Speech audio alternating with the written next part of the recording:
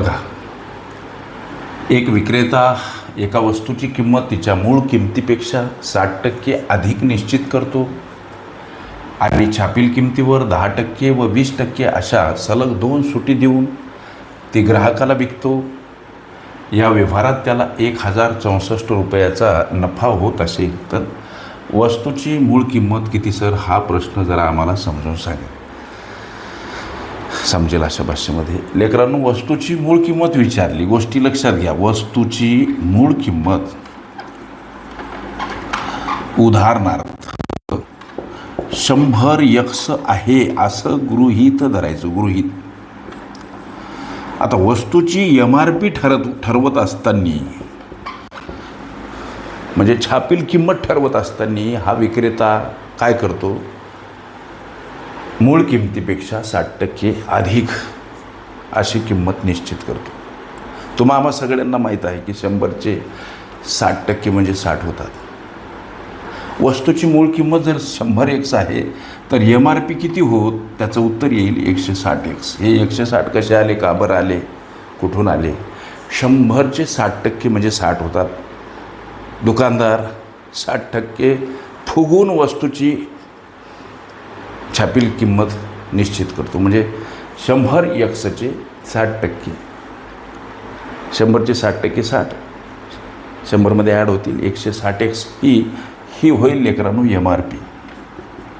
आता ही MRP झाल्यानंतर हा हुशार दुकानदार छापील किमतीवर 10%, 20% अशा 2 सलग सुटी देऊन ग्राहकाला विकतो. मग आता दिलेली पहिली सूट किंवा पहिल्या सुटीनंतर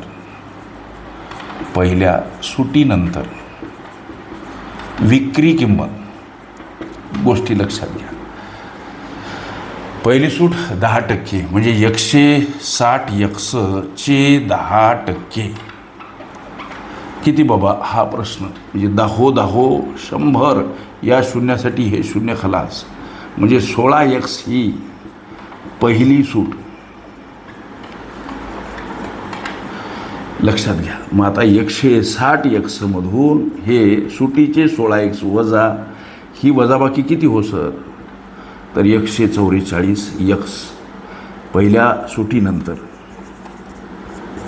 सुटीनंतर हे किती उरलेत, 144 एक्स. आता यानंतर सलग दुसरी सूट, दुसऱ्या सुटीनंतर काय, तर विक्री किंमत. लक्ष द्या. आता दुसरी सूट 20%ची, ही कशावर असणार, या 144 एक्स या विक्री किमतीवर असणार. म्हणून 144 याच्यावर 20% मांडत असताना 20/100 असे मांडावे लागतात सर.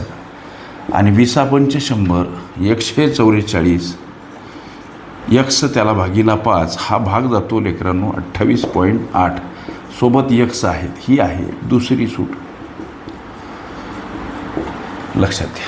आता दुसरी सूट वजा जाता विक्री किंमत, दुसरी सूट वजा जाता विक्री किंमत किती बाबा, म्हणजे 144 एक्स इथं उरले होते, याच्यामधून 28.8 एक्स ही दुसरी सूट वजा केली. काय उत्तर प्राप्त होईल लेकरांनो, तर उत्तर प्राप्त होते 115.2 एक्स. म्हणजे ग्राहकाला ती 115.2 एक्स एवढ्या किमतीमध्ये ती ग्राहकाला सलग 2 सुटीनंतर वस्तू मिळेल. मग आता प्राप्त झालेला नफा, हा तिसरा प्रश्न. प्राप्त नफा किती बाबा, हा प्रश्न मनाशी विचारा. ही आहे प्रत्यक्षात विक्री आणि ही आहे लेकरांनो 100 एक्स गृहीत धरलेली वस्तूची मूळ किंमत. गोष्टी लक्षात घ्या. मग ही वजाबाकी, विक्री वजा खरेदी म्हणजे काय असतो, नफा. ही वजाबाकी केली, प्राप्त होणारं उत्तर 15.2 एक्स हा प्रत्यक्ष नफा. लक्षात घ्या. हा प्रत्यक्ष नफा म्हणजेच हे 1064 रुपये. अशा घडामोडीनंतर या व्यवहारात त्या विक्रेत्याला 1064 रुपयाचा नफा होतो. मग हा समीकरण स्वरूप नफा आणि हा प्रत्यक्ष रुपयामध्ये दर्शवलेला नफा, या दर्शवल्या दोन गोष्टीवरून एक्सचं व्हॅल्यू काढू. 15.2x हा नफा म्हणजेच 1064 रुपयामध्ये हा नफा आहे लेकरं. जेव्हा एक्सला तुम्ही एकटं करता तेव्हा 1064कडे जाताना हे 15.2 भागीला स्वरूपात दर्शवावे लागतात. का? तर संख्या परस्पर विरुद्ध बाजूने जाताना एखाद्या पदासोबत गुणिला असेल भागीला असेल गुणिला, अधिक असेल वजा असेल अधिक, अंशस्थानी असेल छेदस्थानी असेल अंशस्थानी मांडावे लागते. मग आता पुढं चला. एक्स बराबर 1064वर 1 शून्य वाढवा किंवा एकावर 1 शून्य असलेली संख्या गुणिला घ्या. अर्थ तोच. हे 0 किंवा 10 गुणिला का घेतात सर? तर छेदस्थानी असलेलं दशांश चिन्ह घालवायचं, अंशस्थानी 0 घ्या. मात्र किती? तर दशांश चिन्हानंतर जेवढी स्थळं, जेवढी घरं, जेवढ्या संख्या, तेवढी 0 किंवा तेवढी 0 असलेली, तेवढी एकावर 0 असलेली संख्या जेव्हा अंशस्थानी गुणिला घ्याल तेव्हा छेदस्थानी असलेलं दशांश चिन्ह गायब होते. हे तुम्हाला सगळ्यांना माहीत आहे. आता 152 अशा पद्धतीने हे एक्स बराबर हा 70 गेलेला भाग, या एक्सचं मूल्य 70 आलं म्हणजे आमच्या प्रश्नाचं हे उत्तर नाही झालं. आम्हाला प्रश्नामध्ये त्या वस्तूची मूळ किंमत विचारली.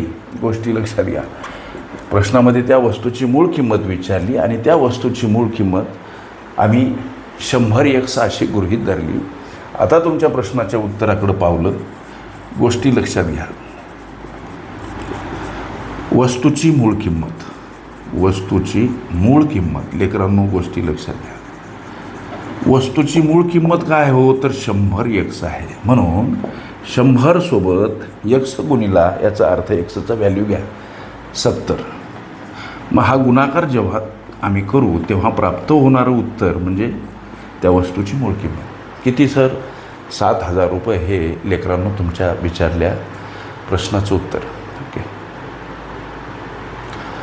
वस्तूची खरेदी किंमत काढणे ही माझी प्लेलिस्ट अवश्य बघा.